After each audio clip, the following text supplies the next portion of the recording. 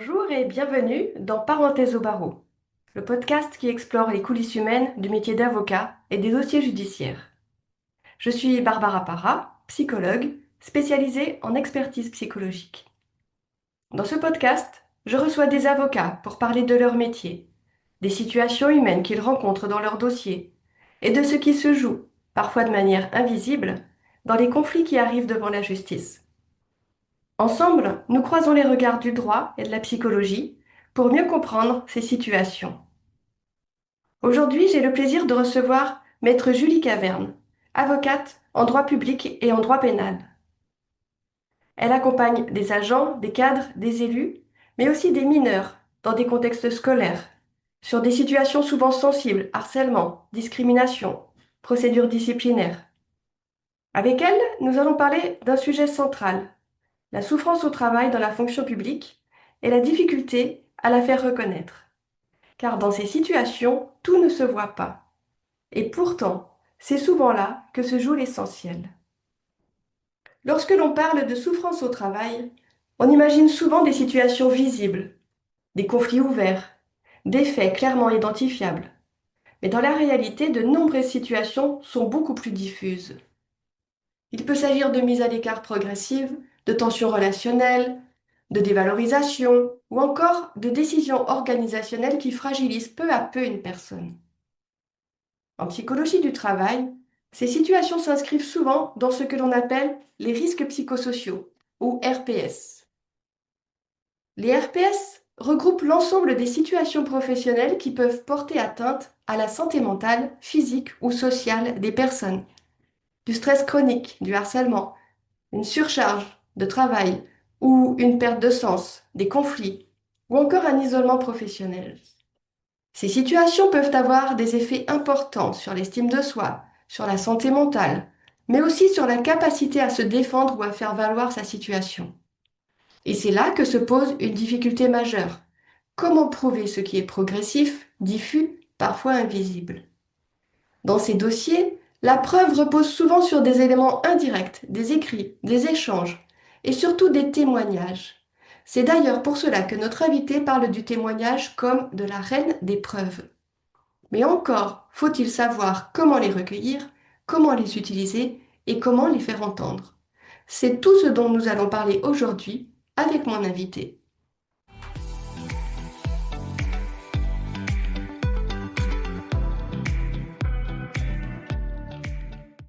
Bien, bonjour Julie, merci d'avoir accepté de prendre la parole dans cette parenthèse et je suis ravie de vous recevoir aujourd'hui. Merci beaucoup Barbara, bonjour à tous. Je suis très heureuse d'être là avec vous aujourd'hui. Nous également. Pouvez-vous vous présenter en quelques mots, Julie? Alors donc je m'appelle Julie Caverne, je suis avocate depuis un peu plus de 10 ans, installée à mon compte depuis 3 ans au barreau d'Angers. Avant d'être au barreau d'Angers, j'ai exercé pendant 5 ans au barreau de Paris. J'ai fait un petit passage par la fonction publique territoriale de quelques mois. Voilà, donc je suis aussi mère de 3 enfants, enfin la mariée, mère de 3 enfants. Voilà, et puis voilà, une personne dans sa globalité. C'est parfait. Qu'est-ce qui vous a amené à vous spécialiser dans le droit public? C'est vraiment une question d'opportunité, c'est-à-dire au gré des stages, au gré des matières, des appétences, aussi des bonnes relations avec certains professeurs. J'ai fait un master 1 en droit public général. Je me suis un petit peu cherchée parce que j'ai également fait un master ensuite en droit des affaires et un autre en common law, en master 2. Donc voilà, donc en droit comparé franco-anglais.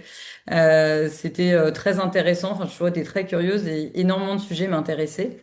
Et puis je suis revenue au droit public au gré de mes stages, donc à la commission de régulation de l'énergie, Conseil d'État, et puis au sein d'un cabinet enfin, ou de plusieurs cabinets publicistes. Voilà, donc c'est plus une question d'opportunité et de goût, enfin voilà, d'appétence et de rencontres. Très bien. Et donc, dans votre activité, vous accompagnez un public assez divers, des agents, des cadres, des élus, mais aussi des mineurs dans des contextes scolaires.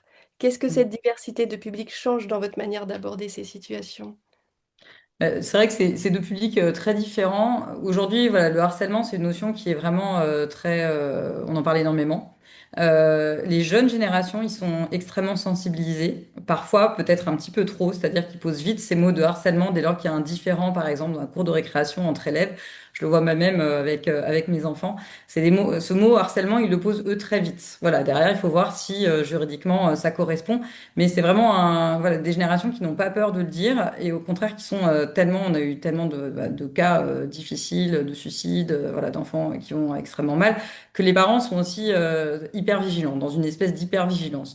Donc parfois, on en arrive à des cas où on a des très très très jeunes mineurs, hein, des collégiens qui se retrouvent au commissariat avec des confrontations pour essayer de démêler le vrai du faux parce que les établissements scolaires peuvent parfois être un petit peu dépassés. En ce qui concerne les adultes, c'est un petit peu plus compliqué, notamment pour une certaine génération, je dirais les plus de 45-50 ans qui sont souvent des travailleurs très engagés, des bons petits soldats, des bons élèves qui veulent vraiment bien faire leur travail. Et là, parfois, on arrive quand même à beaucoup de situations où eux ont du mal à poser les mots dessus. Et parfois, l'avocat, c'est le premier à poser ce mot de harcèlement. Moi, c'est quelque chose que je vois très fréquemment dans mon cabinet, où quand ils décrivent un comportement, alors après, ils le décrivent, hein, c'est leur version des faits, c'est pas forcément étayé par des éléments, parce que on y viendra plus tard, mais établir le harcèlement, c'est pas forcément évident. Mais voilà, quand ils décrivent un comportement qui est vraiment répété, qui porte atteinte à leur santé mentale, voilà, qui est vraiment, qui n'est pas adapté, nous on pose ce mot de harcèlement moral. Et souvent on les voit complètement s'effondrer. Où ils disent, vous êtes sûr, hein, c'est du harcèlement moral. Là, vous me dites harcèlement moral parce que j'y pensais dans ma tête, mais j'osais pas le dire. Et souvent, on a des adultes qui s'effondrent complètement à la seule mention enfin, du seul fait qu'on pose ces mots-là dessus, parce que eux n'osaient pas se le dire. Parce que quelque part, je pense que c'est une génération qui a peut-être intériorisé que si ça se passait mal au travail, c'était de leur fait. C'est qu'ils ne travaillent pas assez bien, qu'ils ne faisaient pas assez plaisir à leurs supérieurs hiérarchiques, qu'ils n'étaient pas, voilà, qu'ils n'étaient pas assez arrangeants, assez accommodants et donc qui est dans une très grande culpabilité. Et eux ont énormément de mal à poser ces mots-là. Chez les plus jeunes fonctionnaires, eux, pour le coup, arrivent vraiment avec des dossiers très constitués où eux posent directement les mots dessus. Et parfois c'est pas toujours justifié, ou parfois c'est juste indifférent, et parfois c'est juste un problème d'organisation ou voilà une mésentente. Donc il faut vraiment à chaque fois démêler le vrai du faux. Et ce qui est assez paradoxal, c'est que ceux qui ont les dossiers les plus fournis, c'est pas forcément ceux qui vivent vraiment des situations de harcèlement moral au terme, voilà, dans un sens juridique. Voilà. Parfois, c'est ceux qui arrivent, qui pendant des années ont subi et n'ont pas grand-chose dans leur dossier et n'ont jamais réussi à poser le mot dessus. Et c'est nous qui posons le mot, mais parfois, voilà, c'est un petit peu trop tard. Oui. Et dans votre pratique, comment se manifestent ces situations de souffrance au travail, voire harcèlement dans la fonction publique spécifiquement? Alors, ce qui est très spécifique dans la fonction publique, c'est cette notion d'obéissance hiérarchique, avec une relation hiérarchique vraiment très très forte. Enfin, c'est-à-dire que voilà, c'est un vrai concept, hein. C'est-à-dire que le fonctionnaire doit vraiment obéir à son supérieur hiérarchique dans l'exécution des tâches, dans l'organisation du service, dans l'organisation du travail. Il a très peu de marge de manœuvre, très peu de chances quand même de s'opposer. Toute opposition peut être quand même assez mal vue et conduire à des sanctions disciplinaires. Donc souvent, les agents de la fonction publique marchent vraiment sur des œufs par rapport à cette notion de pouvoir hiérarchique. Et puis il y a autre chose, c'est ils sont attachés à un cadre d'emploi, mais pas à un poste. C'est-à-dire que leur poste leur est jamais acquis. Donc c'est quelque part assez inconfortable. On peut un petit peu plus que dans le privé, hein, les faire changer de poste sans que ce soit considéré comme anormal, du moment qu'on respecte voilà leur rémunération, leur cadre d'emploi. Donc il y a cette notion d'obéissance hiérarchique qui est très très forte et qui peut, à mon sens, souvent conduire à des abus, comme voilà de la surveillance, du micromanagement. Donc t'as fait ci, t'as fait ça, et tout le temps sur le dos du fonctionnaire, des propos dénigrants ou rabaissants, parfois en public, mais malheureusement souvent. Ça se passe à huis clos, ça se passe dans l'embrasure d'une porte, ça se passe voilà de manière un petit peu insidieuse et chuchotée. Et puis parfois ça peut être aussi sous couvert de bons sentiments. Bon, bah écoute, machin, on a vu que tu t'en sortais pas, donc bah, ça, on va te le retirer, ou ça, on va te le retirer. Non, mais là, en ce moment, tes chiffres sont pas bons, donc voilà, on va pas continuer, donc ça va pas être possible.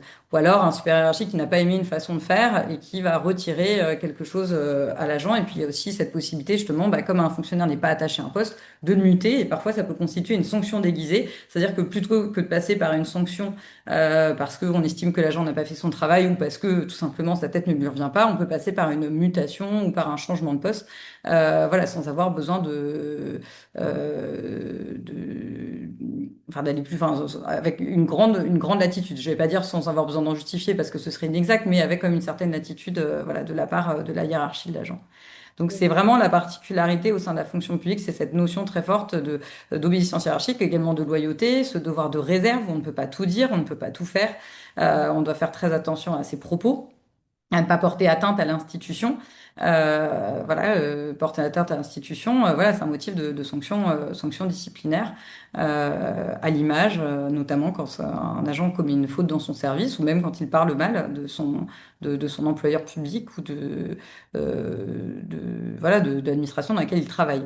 Donc il y a vraiment cette notion, c'est ces notions-là qui sont vraiment très particulières à la fonction publique et qui, à mon sens, peuvent vraiment générer des situations de souffrance au travail parce que l'agent a beaucoup moins de marge de manœuvre. C'est-à-dire que saisir les RH, parfois, enfin moi j'ai vu dans certains dossiers, saisir les RH, dire ça se passe mal, ça peut être considéré comme un refus d'obéissance, ça peut être considéré comme un manque de loyauté.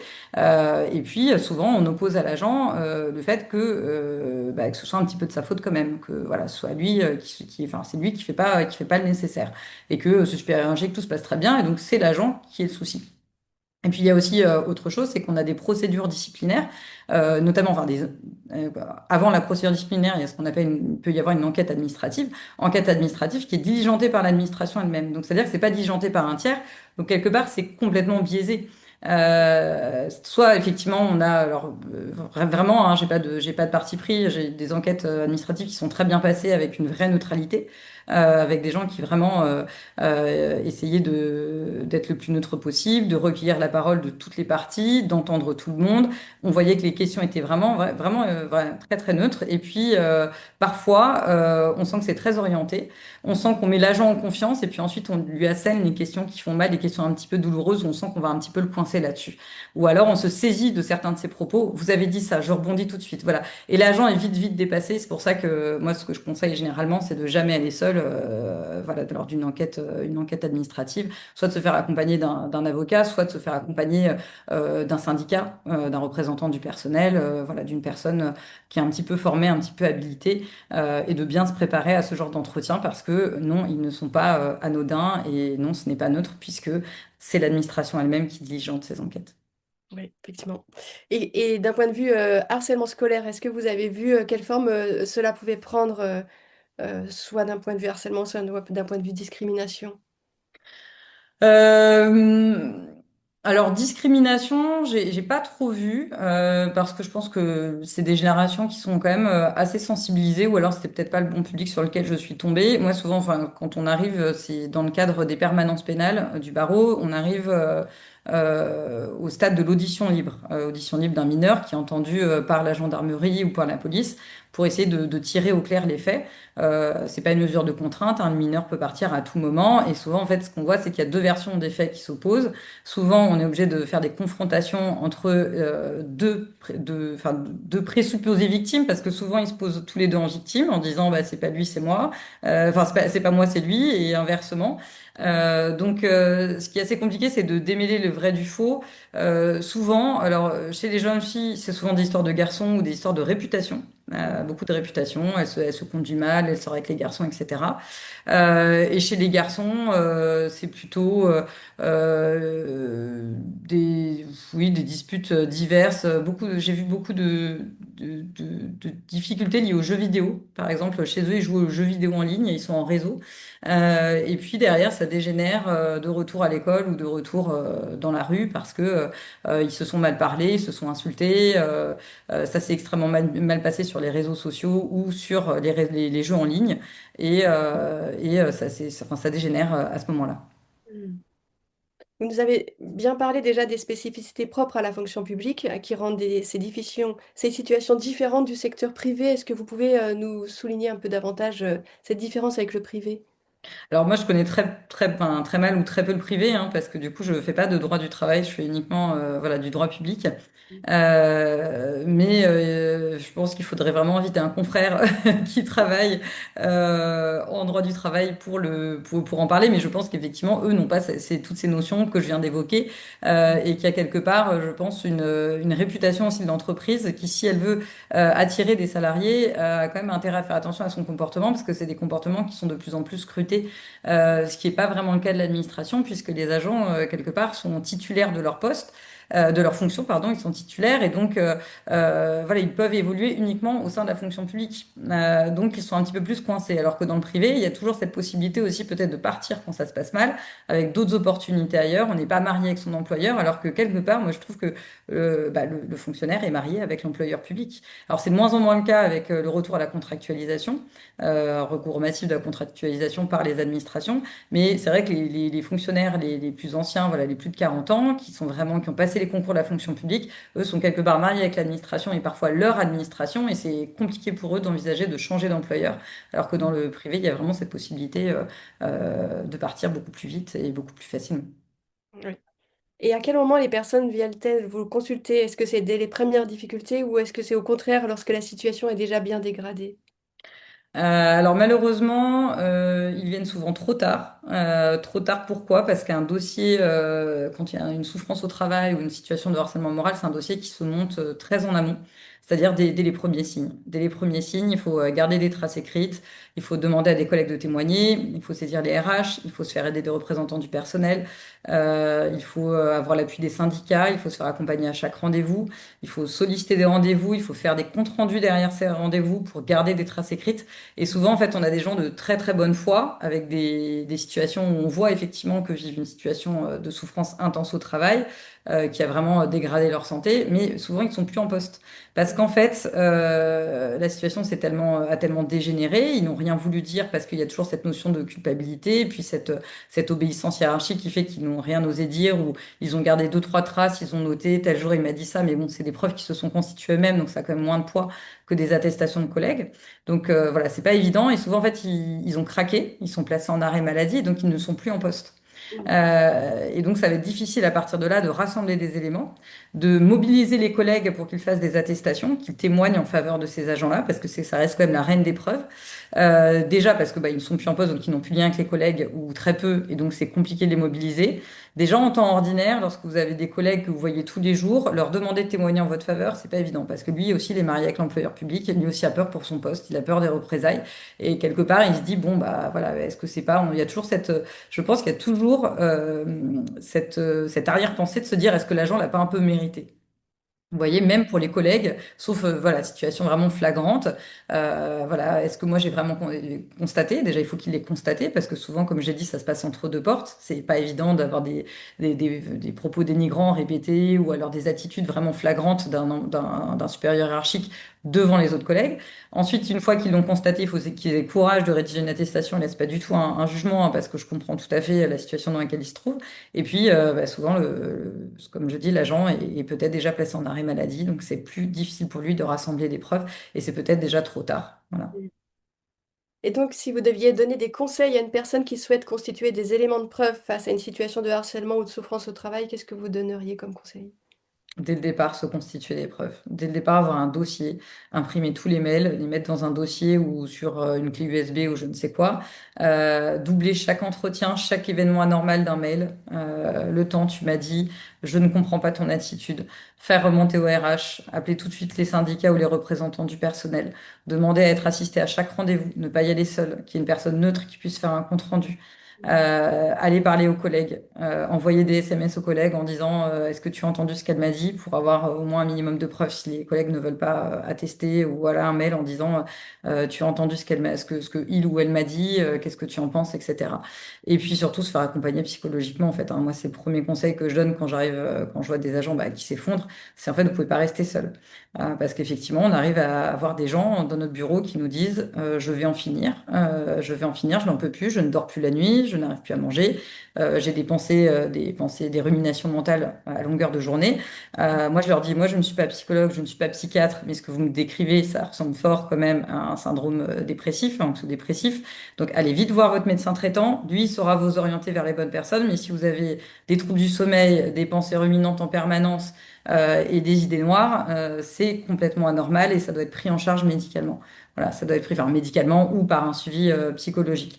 Les jeunes générations, encore une fois, le font assez facilement. C'est plus difficile pour les plus de 50 ans, souvent. Surtout les hommes ont du mal à dire, mais non, moi, j'ai pas besoin de ça, je vais m'en sortir tout seul. C'est pour leur génération, je pense, une preuve de force et de caractère. Mais malheureusement, derrière, il y a souvent un effondrement. Souvent un effondrement. Et souvent, les agents à qui j'ai dit, voilà, le médecin, ils me disent, le médecin veut me prescrire des antidépresseurs, je ne veux pas prendre d'antidépresseurs, c'est un signe de faiblesse. Je leur dis, si le médecin vous l'a dit, vous les prenez. Parce que sinon, ça va être 3 fois pire derrière. Viennent me revoir 6 mois après en disant, bah ouais, j'ai pas pris les antidépresseurs. Je me suis dit que j'allais m'en sortir, que j'allais tenir au boulot, j'allais tenir, tenir, tenir. J'ai pas voulu prendre l'arrêt parce que j'allais avoir une perte de rémunération et puis parce que moi, je tiens pour mes élèves, mes collègues. Je peux pas les abandonner. Il faut que je tienne le coup. Je ne peux pas être celui qui est défaillant. Moi, souvent, ce que je leur dis, je dis, il faut mieux prendre les 15 jours d'arrêt que vous donne votre médecin maintenant plutôt que dans 3 mois être parti pour 2 ans d'arrêt. Voilà. Et souvent, c'est ce qu'on constate, c'est que derrière, les agents qui ont essayé de tenir jusqu'au bout s'effondrent et là, c'est pour de bon et c'est pour longtemps. Et la reconstruction est très longue et très compliquée. C'est vrai, c'est tout à fait juste. On va revenir sur les instances et les spécificités. Est-ce que vous pouvez nous expliquer le rôle des commissions et des procédures disciplinaires dans la fonction publique? Oui, alors effectivement, les conseils de discipline, hein, c'est une émanation le conseil de discipline, c'est une émanation de la commission administrative paritaire qui est composée pour moitié de représentants du personnel et de moitié de représentants de l'administration et qui est présidée par un magistrat et qui a pour but, pour les sanctions, au-delà de des sanctions de catégorie 1, donc qui sont les sanctions de blâme et d'avertissement, de donner un avis qui est purement consultatif à l'administration au terme d'une procédure qui est quand même assez longue et pénible, c'est-à-dire que l'administration rédige un rapport de saisine, elle saisit elle-même le conseil de discipline se réunit et l'agent doit quelque part s'expliquer. Il doit s'expliquer avec l'administration en face qui le poursuit, hein, qui est un peu le rôle comme en pénal hein, du ministère public, donc il dit voilà, nous on estime que l'agent mérite telle sanction parce qu'il a fait ça, ça, ça, ça, ça. Et l'agent est devant ce conseil de discipline, donc c'est quand même très très impressionnant. Hein. Comme je dis souvent à mes agents, c'est plus pénible quelque part qu'une audience devant le tribunal administratif, parce que le tribunal administratif, vous avez parfois un, parfois 3 magistrats, mais souvent ils sont assez silencieux. Là, vous pouvez avoir des membres, des représentants de l'administration qui viennent vous titiller. À l'inverse, les représentants du personnel posent également des questions pour savoir, mais aussi posent des questions à l'administration. Les débats peuvent être un petit peu houleux. Voilà, vraiment l'agent est vraiment mis sur la sellette et l'administration est pas tendre avec lui. Alors parfois ça se passe bien, encore une fois, hein. Il y a vraiment des conseils de discipline où on sent qu'il y a une vraie volonté de neutralité, une vraie volonté de faire avancer le débat et de vraiment se poser la question, est-ce que l'agent a encore quelque chose à apporter au service public ou comment sanctionner justement l'agent qui a commis une faute ou pas, hein, parce que parfois la matérialité des faits est rapportée par l'administration et donc contestée par l'agent. Donc il y a parfois une vraie volonté de neutralité et d'être le plus juste possible. Quand c'est comme ça, c'est vraiment bien parce que quand on a fait un vrai travail avec l'agent, qu'on l'a mis face à ses responsabilités lui aussi, parce que parfois il a commis une faute qui peut être grave, et qu'on l'a mis face à ses responsabilités, qui est dans une évolution positive, c'est très intéressant et ça a vraiment un sens. Quand on est face à un conseil de discipline qui est uniquement là pour enfoncer l'agent, qui a déjà pris quelque part, enfin l'administration, on sait qu'elle a pris sa décision et que ce n'est qu'une mascarade qui vise à respecter une procédure, c'est beaucoup plus, c'est très frustrant. C'est très frustrant parce qu'on se dit qu'il n'y a pas d'évolution possible, il n'y a pas de réhabilitation possible. Donc à l'issue de ce conseil de discipline, le conseil de discipline rend un avis, mais qui est purement consultatif, c'est-à-dire que l'administration derrière a le dernier mot et peut prendre une décision qui n'est pas celle préconisée par le conseil de discipline. Et c'est tout à fait légal. Donc derrière, il faudra aller contester le cas échéant devant le tribunal administratif. D'accord. Et est-ce qu'il y a des enjeux particuliers à anticiper dans ces cadres-là? Oui, dès l'enquête administrative, comme je l'ai dit, enquête administrative diligentée par l'administration. Donc, moi, c'est ce que je dis aux agents, n'y allez jamais seul, en fait. N'y allez jamais seul. Je prêche pas forcément pour ma paroisse. Si c'est un représentant du personnel, c'est très bien, à condition que le représentant du personnel relise bien chaque compte-rendu d'entretien, qu'il les annote, qu'éventuellement, s'il n'est pas d'accord, voilà, il fasse des remarques, et que tout soit vraiment consigné noir sur blanc, qu'il y ait des écrits. Parce que j'arrive parfois avec des représentants du personnel qui ont voilà, juste signé le compte-rendu sans faire des annotations. Et l'agent me dit derrière, mais moi j'ai signé parce qu'on m'a dit de signer, mais j'étais pas d'accord avec ce qui était noté. Et voilà, malheureusement, c'est un petit peu trop tard parce que ce qu'on va opposer à l'agent, c'est qu'il a signé. Voilà, il a signé. Donc, dès qu'il y a suspension ou dès qu'il y a enquête administrative, commencez à vous mobiliser. N'attendez pas le conseil de discipline. On va revenir sur les mineurs, le milieu scolaire. Donc, on l'a dit, vous accompagnez également des mineurs dans des contextes scolaires. Quelles sont les spécificités de ces situations? Euh, Alors, les spécificités de cette situation, c'est l'âge de plus en plus jeune, c'est-à-dire qu'on rencontre des mineurs de plus en plus jeunes. Une fois, j'étais appelée pour des mineurs de 9 ans. Alors, finalement, l'audition a été décalée. Je ne sais pas si elle a eu lieu, mais j'étais quand même extrêmement choquée de voir que des jeunes de CM1, CM2 étaient convoqués en gendarmerie.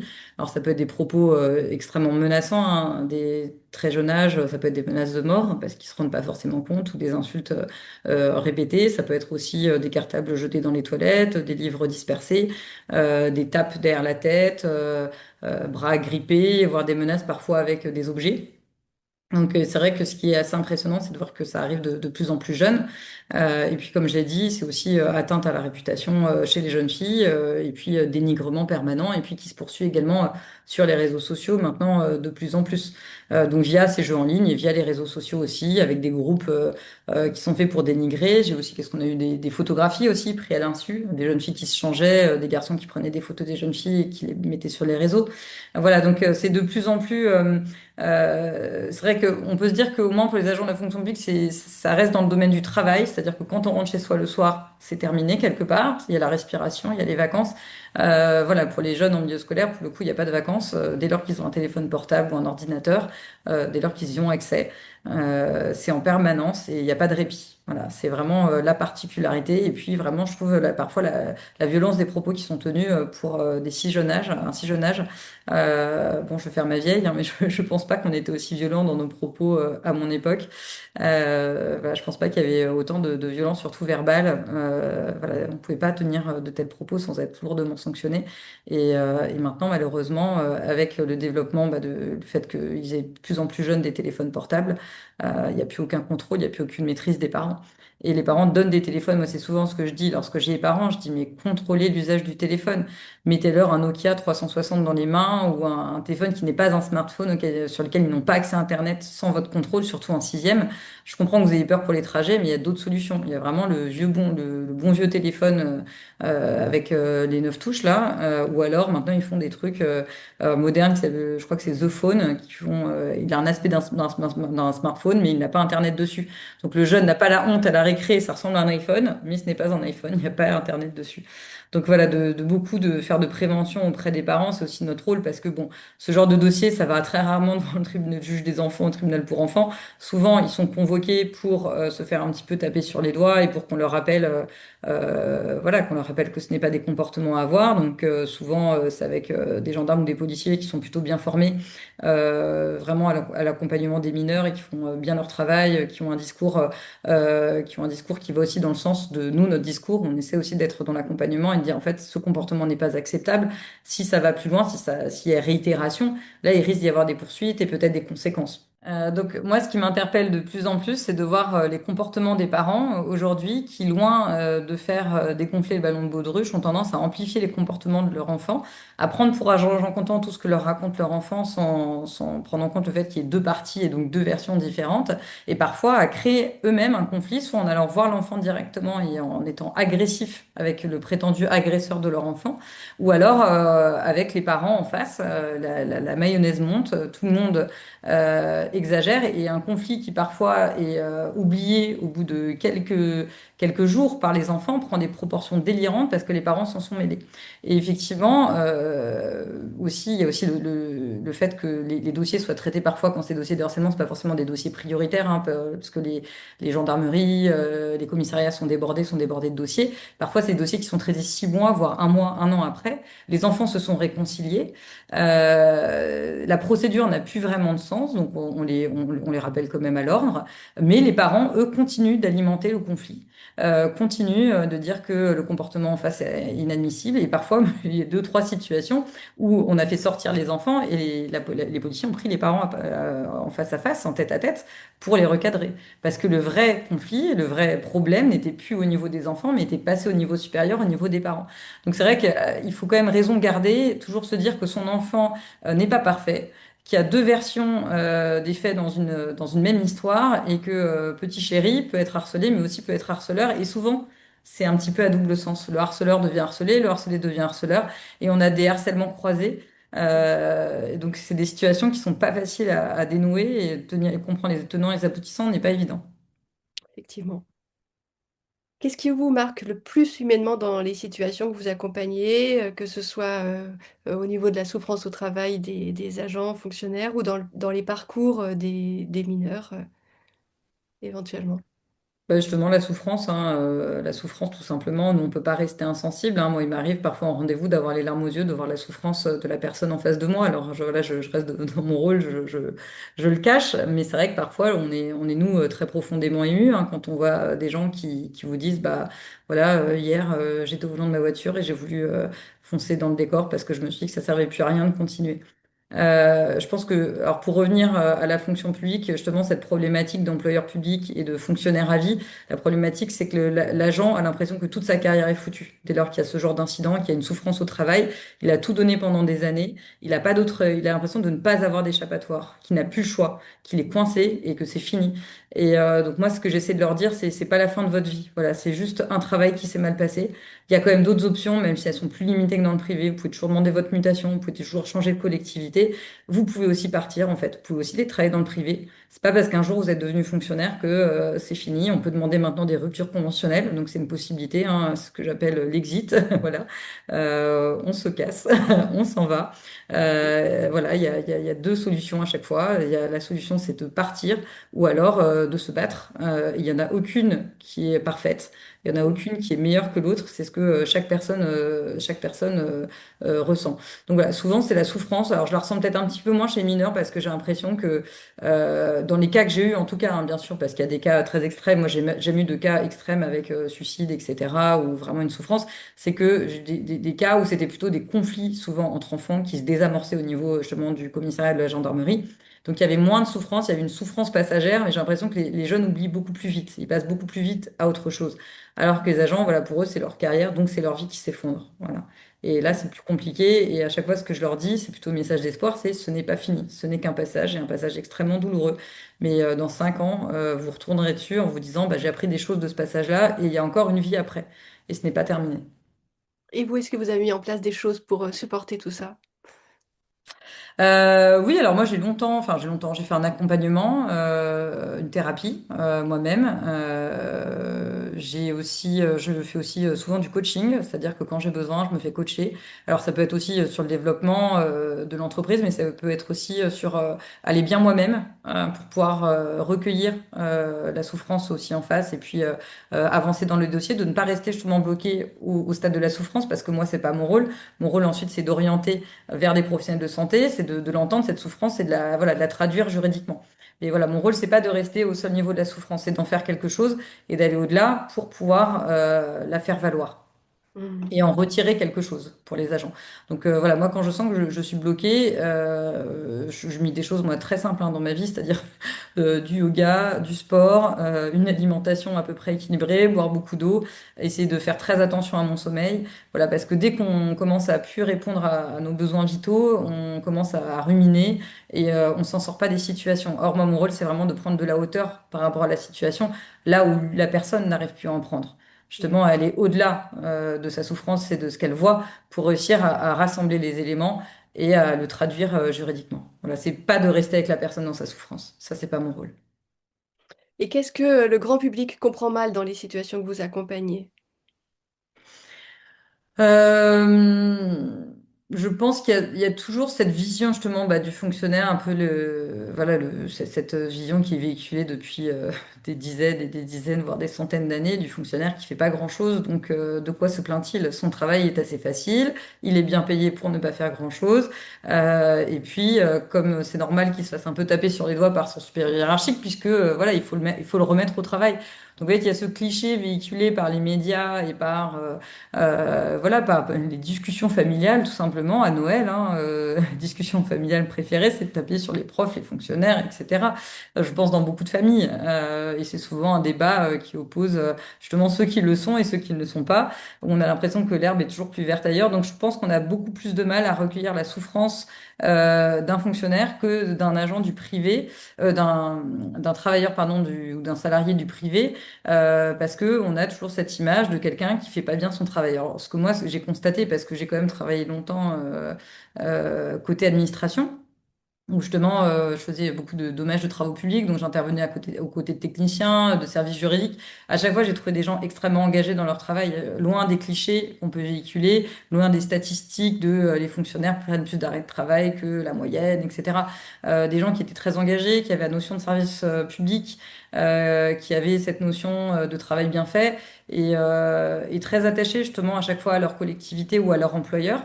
Donc vraiment loin des clichés et donc je pense que justement c'est des personnes qui sont plus enclines, enfin pas enclines mais plus fragiles puisqu'elles sont aussi engagées, il y a un risque d'autant plus important qu'il y ait une situation de souffrance au travail qui ne soit pas reconnue ou qui puisse se développer parce qu'il y a un profond attachement à leurs valeurs et à leur employeur. Mhm. Est-ce que vous auriez une situation concrète que vous aimeriez nous partager sur cette antenne aujourd'hui, sans aborder des éléments confidentiels, bien sûr. Une situation concrète. Non, je vais rester général parce que j'ai pas envie de parler de situations qui pourraient être reconnues, surtout sur des dossiers en cours. Mais c'est vrai que souvent, ce que je constate, c'est qu'on a un petit chef-faillon qui pourrit la vie de tout le monde et qui, l'une après l'autre, prend des victimes. Les victimes partent au fur et à mesure, soit elles sont placées en arrêt maladie, soit elles demandent leur mutation, soit elles quittent la fonction publique. Et voilà, on coupe une tête et il y en a toujours une qui repousse et qui devient le bouc émissaire, en fait. Et cette personne est souvent protégée soit des élus, soit de ses supérieurs hiérarchiques parce qu'elle a des compétences propres, qu'elle, oui, soit particulièrement compétente dans son domaine, soit elle a des appuis parce que tout est quand même assez politisé dans les collectivités. Et du coup, elle ne bouge jamais, elle reste là, elle continue de générer la souffrance autour d'elle. Et les agents partent les uns après les autres, soit en maladie, soit voilà, quittent la collectivité ou l'administration pour arrêter ce système de souffrance. Et c'est souvent des gens qui sont effectivement compétents dans leur domaine, mais qui ne sont pas bien formés au management et qui se disent que puisqu'elles sont compétentes, on se dit souvent ça, je trouve qu'il y a vraiment un manque de formation des managers dans la fonction publique, alors que dans le privé, je pense que, enfin, je le vois hein, à travers mes amis, il y a des formations qui sont vraiment très concrètes et très poussées. On se dit que puisqu'ils sont compétents pour faire telle tâche, ils seront compétents pour diriger un service. Ça n'a rien à voir. Ça n'a rien à voir. On peut être un excellent professionnel et un très mauvais manager. Et souvent, ils ont l'impression que les connaissances viennent avec le poste, ce qui est absolument pas le cas s'ils se forment pas. Et c'est souvent des gens qui ont un ego assez développé et qui ont l'impression que c'est inné. Donc, ne vont pas se remettre en question, ne vont pas demander de formation et vont avoir l'impression de savoir gérer les choses parce qu'ils sont ils sont sur le dos de leurs équipes en permanence et sur le dos de certaines personnes dans une volonté soi-disant d'amélioration permanente. Et en réalité, ils sont complètement harcelants et génèrent une souffrance qui peut être extrême. Oui, malheureusement. Est-ce que vous voyez évoluer la prise en compte de la souffrance au travail dans la fonction publique au cours voilà, des années pendant lesquelles vous avez exercé jusqu'à maintenant? Et est-ce que vous pensez que les choses, elles évoluent en matière de preuve, de reconnaissance ou de protection des agents? Alors, je trouve que ça n'évolue pas assez vite. C'est-à-dire qu'il y a beaucoup de... Voilà, c'est la grande cause, hein, on en parle beaucoup au niveau national. Mais malheureusement, localement, c'est pas encore descendu. C'est pas encore descendu jusqu'à nous. Au niveau des juridictions administratives, l'apport de la preuve demeure extrêmement compliqué, très limité. C'est-à-dire que c'est à l'agent d'apporter un commencement de preuve, mais en réalité, on lui demande d'apporter toutes les preuves. L'administration, en sens inverse, doit apporter la preuve contraire. Or, il est beaucoup plus facile pour l'administration d'apporter des preuves, voire de se constituer des preuves dans des cas extrêmes, que pour l'agent de rassembler des éléments de preuve alors qu'il est déjà dans une extrême souffrance et très fragilisé. Donc, en fait, aujourd'hui, l'apport de la preuve reste quand même majoritairement à la charge de l'agent. C'est quelque chose que je pense que les juridictions administratives ont beaucoup de mal à entendre. Voilà, qu'un agent, ce soit compliqué pour lui de rapporter ces éléments, de faire sortir également des documents. Moi, à chaque fois, ils savent pas ce qu'ils ont le droit de faire sortir. Ils disent oui, mais attendez, si je me fais sanctionner parce que j'ai sorti tel mail, etc. Ils ont vraiment peur de sortir ces éléments-là, alors que pénalement, ce serait beaucoup plus facile. Pareil pour les enregistrements. Moi, c'est quelque chose qu'on n'ose pas produire, les enregistrements devant les juridictions administratives. Au pénal, oui. Enregistrer son supérieur hiérarchique, ça reste une atteinte voilà, au devoir de réserve et puis à l'obéissance hiérarchique. Donc, c'est toujours très compliqué pour eux d'apporter cette preuve-là. Et c'est pas suffisamment pris en compte. Alors après, voilà, moi, je suis contente de voir que ça bouge au niveau du national. Peut-être que ça va descendre un petit peu localement. Pour l'instant, c'est pas encore le cas, malheureusement. Mais forcément, les choses mettent du temps, les choses mettent du temps à bouger, mais les statistiques sont quand même assez alarmantes. Et je dis pas qu'il faut intervenir avant qu'il soit trop tard, parce que qu'est-ce que le trop tard? Mais je pense qu'il faudrait réussir quand même à limiter au maximum ces situations-là. Est-ce que vous voyez encore d'autres angles morts sur ces sujets-là? Non, je pense on a bien balayé quand même. Je pense. Pour terminer, est-ce que vous pouvez nous parler de votre actualité et de la manière dont on peut vous contacter? Écoutez, on peut me contacter au cabinet en cherchant mon site internet Julie Caverne avocat. Je suis basée à Angers, mais voilà, il n'y a pas de territorialité en matière de droit public, hein, donc je peux me déplacer sur toute la France et puis conseiller. Je fais des rendez-vous en visio. On peut aussi me suivre sur LinkedIn. Voilà, Julie Caverne avocat également. Et voilà, donc moi j'accompagne principalement les agents. Voilà, c'est un petit peu ce qui me motive au quotidien. Donc que ce soit disciplinairement au niveau justement des questions de souffrance au travail, mais également de tout ce qui est maladie et rémunération. Donc voilà, n'hésitez pas de difficulté pour me contacter. C'est assez facile de me retrouver. Voilà, On mettra le lien de votre site internet c'est gentil. voilà, dans la description de l'épisode. Merci beaucoup, Julie, pour cet échange profondément humain de votre vision de ce droit public. Merci. Merci Barbara. Avec plaisir.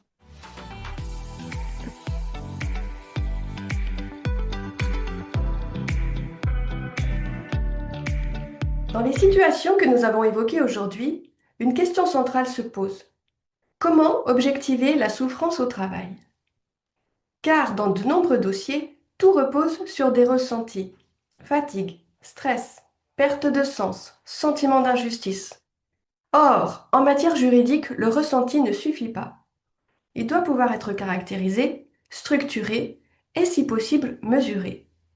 C'est précisément là que les outils issus de la psychologie peuvent jouer un rôle clé. On parle notamment de psychométrie, c'est-à-dire d'outils standardisés qui permettent d'évaluer de manière rigoureuse certains aspects du fonctionnement psychologique. Par exemple, des échelles qui permettent d'évaluer le niveau de burn-out, d'autres qui explorent la charge mentale ou le stress perçu. Certaines permettent d'objectiver des symptômes anxieux, dépressifs ou post-traumatiques. Et dans certaines situations, il est également possible de caractériser des dynamiques de violence psychologique à partir de faisceaux d'indices, répétition de comportements, atteinte à l'estime de soi, isolement, perte de repères.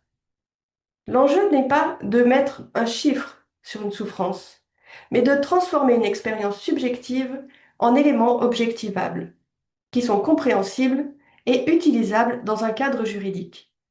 Cela permet de rendre la situation plus lisible, de renforcer la crédibilité du dossier et surtout de faire reconnaître ce qui autrement resterait invisible. Parce qu'au fond, en matière de souffrance au travail, ce qui ne peut pas être objectivé peine souvent à être entendu. Si vous souhaitez aller plus loin sur ces sujets, vous pouvez retrouver dans la description de cet épisode des ressources, un guide, ainsi que des formations autour de l'expertise psychologique appliquée au droit pour mieux comprendre, objectiver et faire reconnaître ces situations. Et c'est précisément là que le croisement entre psychologie et droit prend tout son sens, rendre visible l'invisible.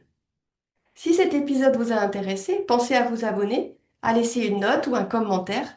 C'est ce qui permet au podcast de se faire connaître et de continuer à donner la parole à celles et ceux qui éclairent les coulisses humaines de la justice. Et je vous dis à très bientôt pour une nouvelle parenthèse au barreau.